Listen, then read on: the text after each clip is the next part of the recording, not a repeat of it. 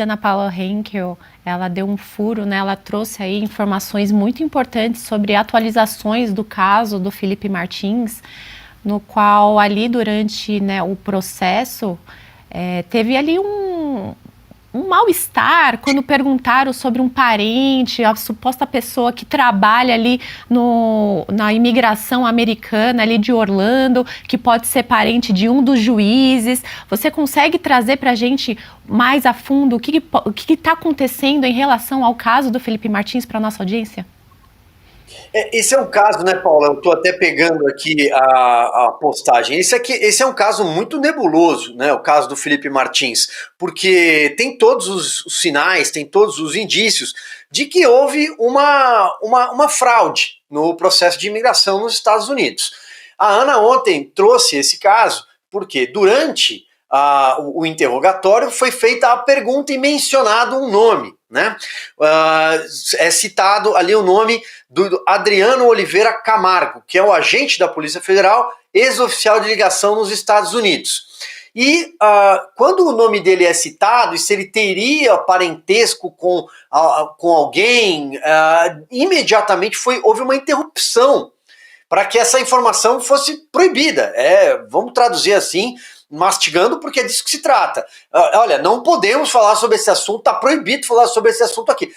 E como é um assunto, de novo, nebuloso, porque tem todos os indícios, investigações em curso por parte de autoridades americanas, e essas informações foram trazidas com exclusividade, como você lembra, um furo da Ana Paula Henkel, nos Estados Unidos, parece que houve uma tensão no ar. O Felipe Martins enfrenta um processo kafkiano.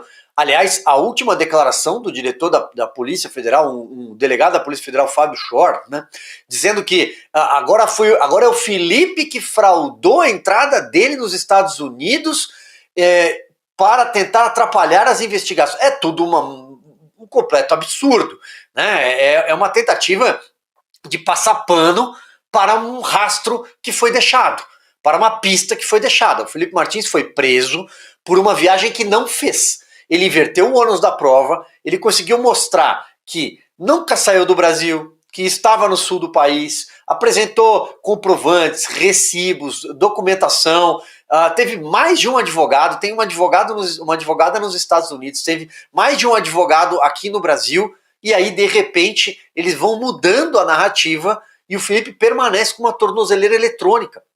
O Felipe passou 6 meses encarcerado, alguns dias numa espécie de solitária. Foi transferido no meio de uma madrugada de um presídio para o outro. Enfim, um completo absurdo, e a Ana traz essa informação.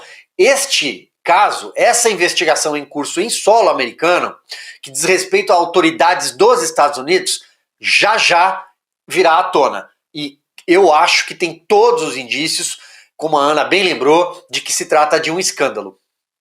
Pois é, Silvio, inclusive a Ana disse, né, agora esse negócio não vai acabar bem, porque agora passou para as autoridades americanas, né, a gente tem o FBI investigando, então é uma outra história.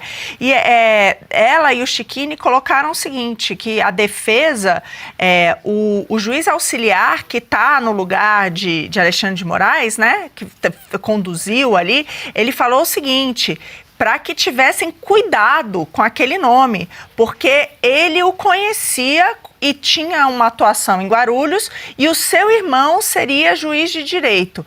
Ou seja, muito estranho, uma carteirada, e não permitiu a resposta. Então, claramente ali, né, a gente vê esse tipo de postura, e infelizmente isso aqui a gente não vê na grande mídia, né? Então, realmente, muito absurdo. Agora, a pergunta é da Geisiane. Silvio, bom dia, seja bem-vindo ao Oeste com Ela. Silvio, vindo aqui para Brasília, né, saindo aí desse caso do Felipe Martins, vindo para Brasília, Congresso, a gente tem a informação de que o suplente do Davi Alcolumbre, presidente do Senado, presidente da Casa ali dos Senadores, é alvo de uma apuração que está sendo, aliás, de uma operação que está tentando ali investigar desvios, não é muito surpresa, né, desvios de recursos, tendo em vista que ele é o suplente do Davi Alcolumbre. A gente conhece aí, figurinha carimbada, Davi Alcolumbre dentro do Congresso, mas queria te ouvir um pouco a respeito desse assunto. Pois é, mais um caso, né, Geise? E veja, conversando com deputados hoje, aliás, hoje mais cedo, 2 deputados com quem conversei, uma rápida entrevista, e isso em on, não é off, eles apontam para uma situação, né? Desde a escalada de tensão no Congresso Nacional contra o Palácio do Planalto, isso passa por aquela votação do IOF, dos 383 votos, a canetada do ministro Alexandre de Moraes contra o Congresso Nacional, outra aberração que a gente assiste em Brasília. A Polícia Federal começa a fazer de novo operações pontuais, ou surgem informações de bastidores contra os 2 líderes, os 2 dirigentes do Congresso Nacional.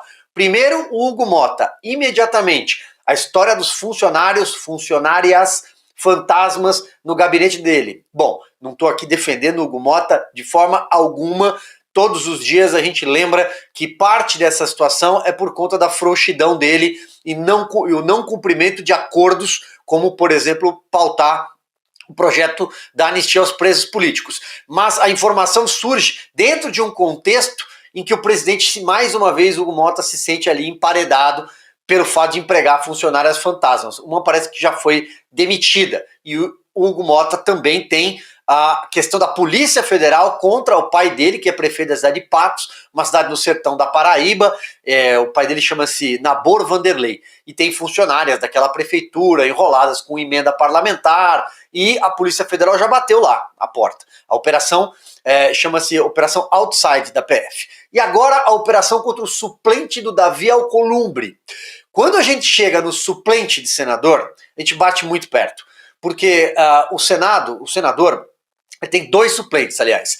Normalmente, esse suplente é quem financia a campanha, normalmente é um empresário ou um político regional influente, uma personalidade do Estado. Muitas vezes o senador se afasta, isso é muito comum. O senador se licencia e o suplente passa meses. Tanto que é comum a gente olhar para a tribuna do Senado e perguntar: quem é esse? Esse é o suplente, né, em exercício. Então, pode ser lido, e isso é a leitura que esses 2 deputados com quem, como eu disse, falamos hoje de manhã, disseram, pode ser lido também como um recado para o Davi Alcolumbre. Olha, é bom o Congresso ficar parado, né, porque o recado que o Congresso tinha dado era muito agudo, muito intenso. 383 votos, foi um placar simbólico, um placar muito firme, um placar que é muito maior, por exemplo, do que os 308 votos para você aprovar uma emenda constitucional. É votação de impeachment de presidente. E o cenário do ponto de vista de governabilidade em Brasília, no legislativo, é nulo. É similar a 2016, a Dilma Rousseff. Similar a momentos de perda completa de governabilidade, mesmo liberando emendas parlamentares. Então, ao que parece, é mais uma vez o uso de policiais federais, o uso do Ministério Público, há algo direcionado. Como disse, não estou defendendo jamais qualquer tipo de impunidade. Se tem corrupção com emendas, com suplentes, com funcionário fantasma, que tudo seja apurado e que eles sejam punidos. Aliás, que desçam da cadeira de presidente, porque eles nos envergonham naquela cadeira. Mas é só para mostrar que há sim um cabo de guerra. Legal, gostou desse corte? Estamos ao vivo de segunda a sexta-feira, das 10 ao meio-dia, no YouTube da Revista Oeste. Eu, Marina Helena, Adriana Reide e Paula Camacho analisamos as principais notícias do dia. E siga as nossas redes sociais, @oestcom.elas.